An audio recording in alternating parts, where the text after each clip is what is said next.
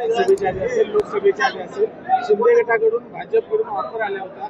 दोन्ही शिवसेना परत एकत्र येतील अशा पद्धतीच्या ऑफर ज्या आहेत ना या सगळ्यांना येतात, परंतु निष्ठेने जे राहतात ते हिंदू हृदय सम्राट शिवसेना प्रमुख माननीय बाळासाहेब ठाकरे यांचे शिवसैनिक. आणि त्यामुळे कोणाला कोण ऑफर देतं त्या वाऱ्यावरच्या बातम्या आहेत. आणि दानवे साहेब काय म्हणाले ते मी अजून ऐकलं नाही, परंतु त्यांच्या अंतर्मनातली काय इच्छा असेल ती बोलवली असेल.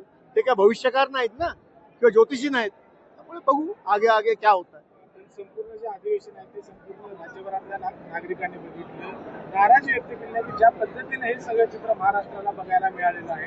विरोधी पक्ष म्हणून आपण ज्या पद्धतीने या ठिकाणी मांडलेली भूमिका असेल किंवा सत्ताधाराकडून झालेलं वर्तन असेल, याकडे महाराष्ट्राचा जनतेला. मी विधानसभेत देखील बोललो, आजही म्हणतोय की या राज्यामध्ये शेतकरी, कष्टकरी, कामगार एक घटक दाखवा की जो सुखी आहे.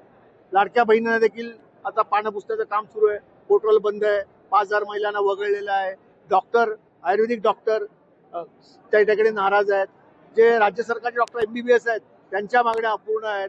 कंत्राटी कामगारांच्या मागण्या अपूर्ण आहेत. शेतकऱ्यांना शेतकरी कर्जमाफी नाहीच, खोटं बोलले, परंतु अवकाळी पाऊस जो पडला त्यामध्ये पंचनामे झाले, त्याचे देखील पैसे मिळाले नाहीत. म्हणजे हे सरकार जे आहे हे खोटं बोलतं, रेटून बोलतं, लबाड आहे. आणि या लबाडांची माजोरीगिरी आणि माजलेले आहेत ही जनता उतरल्याशिवाय राहणार. विधिमंडळामध्ये कृषी मंत्र्यांचं जे वर्तन आपण बघितले, गेम खेळत बसले, यावर तुम्ही विधिमंडळातले नेते आहात, काय तुमची भूमिका असणार आहे, काय तुम्ही सांगणार? मी एवढंच सांगेन की देवेंद्र फडणवीस यांचं सरकार त्यांनी स्वतःहून सांगितलं की माजलेत. कोण माजलेत? ते मंत्री माजलेत आणि सत्ता पक्षाचे आमदार माजलेत.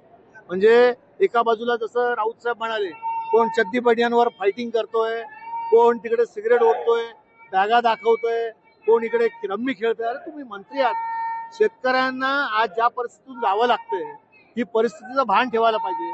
या राज्याची मंत्रिपदाची शपथ तुम्ही घेतली आहे, या राज्याची पद जी आहे ना ती धुळीला मिळवली यांनी, आणि म्हणून महाराष्ट्र कधी माफ नाही करणार. स्टेटमेंट केलंय की राज ठाकरे आणि उद्धव ठाकरे जसे एकत्र आले तसं भविष्यामध्ये शिंदे आणि उद्धव ठाकरे एकत्र येतील. मला वाटतं कोण कोणाचा दुश्मन नसतो. ते काय म्हणाले ते मी ऐकलं नाही, परंतु ते भविष्यकाळ झाले असतील तर मला जरा बघायला लागेल.